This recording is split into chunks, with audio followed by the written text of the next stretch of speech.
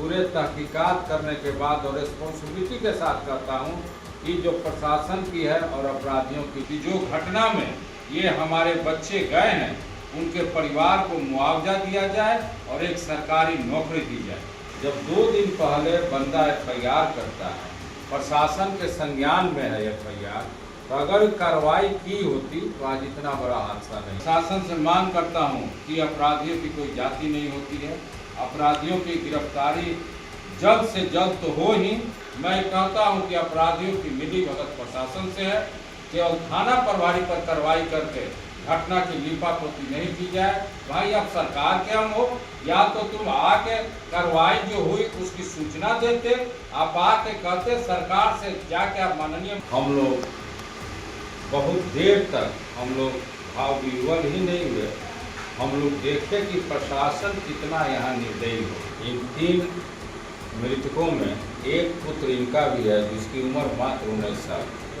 अभी उसके माता से, इनकी पत्नी से हम लोग मिले, पता चला कि जो मृतक कन्हैया सिंह हैं उन्होंने 2 दिन पहले FIR किया। सिवान में ट्रिपल मर्डर के बाद एक और जहां क्षेत्र में तनाव की स्थिति बनी हुई है, बिहार पुलिस लगातार अनुसंधान कर रही है, दूसरी ओर विपक्ष लगातार नीतीश सरकार पर हमला बोल रही है। और इस सब के बीच सारण विकास मंच के शैलेंद्र प्रताप सिंह के साथ अगुवाई में एक प्रतिनिधि मंडल पीड़ित परिवारों से मिलने पहुंचे। और देखिए, इस संबंध में शैलेंद्र प्रताप सिंह ने बताया है कि जिस कन्हैया ने 2 दिन पहले ही धमकी की FIR दर्ज कराई थी, उसे पुलिस ने नजरअंदाज कर दिया।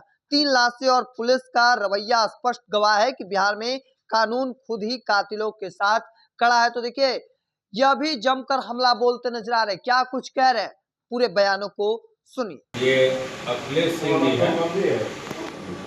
अखिलेश सिंह जी यूथ कांग्रेस के सेक्रेटरी थे आज से 10 साल पहले, मुखिया भी रहे हैं, यहाँ के काफ़ी प्रतिष्ठित हैं। लेकिन 10 साल पहले परमपिता परमेश्वर ने इनके साथ ऐसा हादसा का शिकार बनाया, ये बेड रिडेन हो गए। इन 3 मृतकों में एक पुत्र इनका भी है जिसकी उम्र मात्र 19 साल। अभी उसके माता से, इनकी पत्नी से हम लोग मिले, मुखिया जी भी मिले, राज्य परिषद राजद के सदस्य हैं और बनियापुर में इनकी पत्नी मुखिया हैं।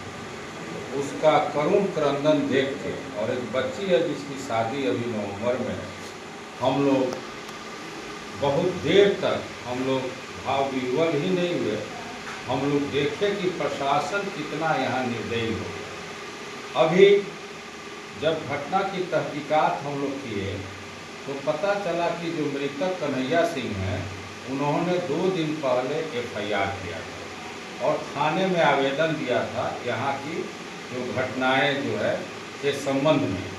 प्रशासन ने उस FIR का संज्ञान नहीं लिया।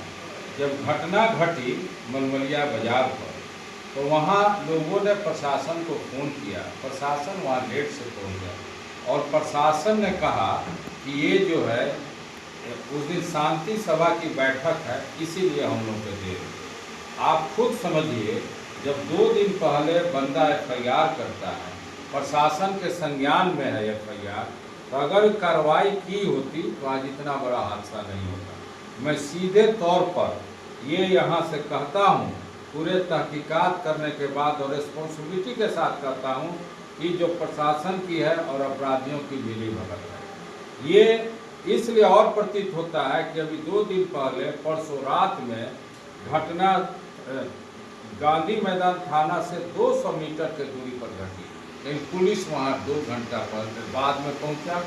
आप जो मृतक हैं खेमका जी, उनके भी भाई का आप स्टेटमेंट दे सकते। ये मेरा स्टेटमेंट नहीं है, ना हम अपने से कह रहे हैं। यहाँ भी जो FIR है वो ऑन रिकॉर्ड है कि 2 दिन पहले कन्हैया सिंह ने FIR किया और मैं दावे के साथ कहता हूँ कि अगर उस FIR को संज्ञान में लिया जाता तो आज इतने नौनिहाल बच्चे, 2 बच्चे, 50 बच्चे, एक 19 वर्ष का बच्चा और 21 वर्ष का बच्चा, अभी एक बच्चा जो है उसमें घायल है, अभी तुरंत गोरखपुर उसको इन लोगों ने अपने निजी मदद से और निजी कोष से इन लोगों ने अभी इलाज के लिए उसको गोरखपुर भेजा है।